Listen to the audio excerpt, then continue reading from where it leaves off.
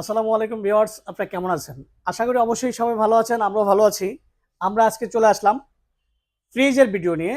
আমাদের কাছে ফ্রিজ কিনলে কতটুকু সুবিধা পাবেন সেটা নিয়ে কথা বলবো। সর্বপ্রথম কথা হচ্ছে যে আমাদের কাছে ওয়ালটন এবং বিসন ২ টা কোম্পানির ফ্রিজ আছে।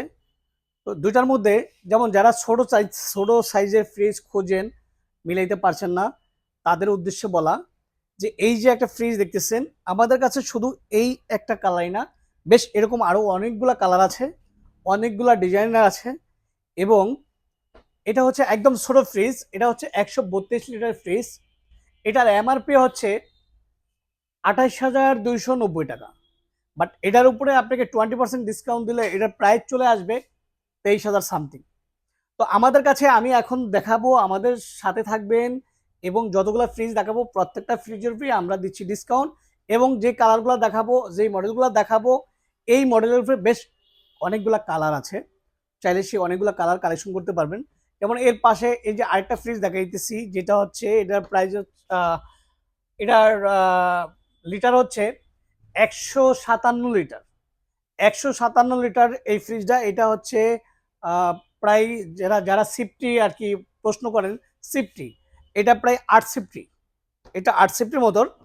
তো যাই হোক, এই যে এটার গ্রোজ যেটা হলো ভিতরটা, ভিতরটা আমি আপনাদেরকে একটু দেখাইতেছি। সেটা হচ্ছে এই দেখেন, যেটা হলো যে ছোট ফ্যামিলির জন্য, যে এই যে ভিতরে ৩টা তাক আছে এবং সাইডে দেখা যাচ্ছে যে এই যে আপনার রাখার ডিম রাখার ট্রে আছে এবং সাইডে বোতল রাখার ট্রে আছে।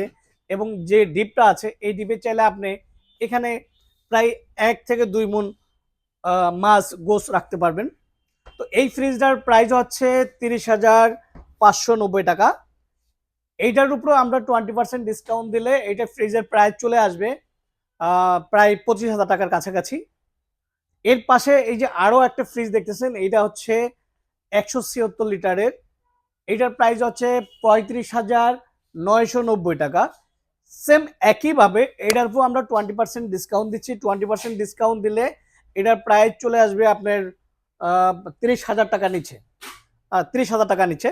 বাট এটার ভিতরটা একটু দেখাইলে বুঝতে পারবেন। আরেকটা বিষয় হচ্ছে, সেটা হলো এটা হচ্ছে এই যে উপরে দেখতেছেন, এটা হলো ডিজিটাল ডিসপ্লে।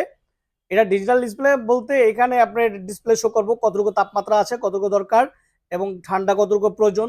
এবং এটাকে লক করে রাখতে পারবেন, যেন বাচ্চারা টিপাটিপি করলেও এটা কিছু হবে না। এবং এটার এখন আমরা ভিতরে ঢুকে যাব। ভিতরটা এই যে দেখতেছেন, ভিতরটা বেশ অনেক বড়। এখানে আপনি চাইলে গোস মাংস প্রায় ৩ মণের কাছাকাছি রাখতে পারবেন। এটা হচ্ছে ডিপ। এবং আমরা যদি